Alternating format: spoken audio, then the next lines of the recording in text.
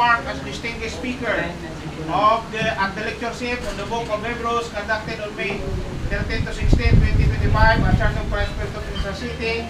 We extend our sincere gratitude for an insightful and impactful presentation from the scripture which enriched the knowledge of all attendees given the 16th day of March 2025.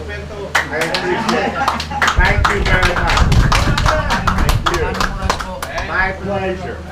And as well as certificate of appreciation, the certificate is presented to Rowdy Sigumpa, has made an indelible mark as distinguished speaker at the lectureship for the Book of Hebrews conducted May 13 to 16, 2025 at Puerto Princesa City, Palawan.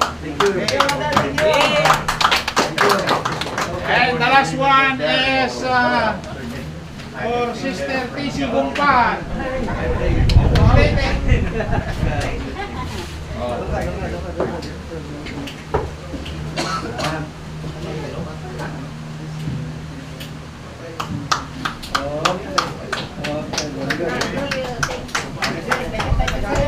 Okay, so maraming salamat sa inyo mga kapatid at alam ko nagsakripisyo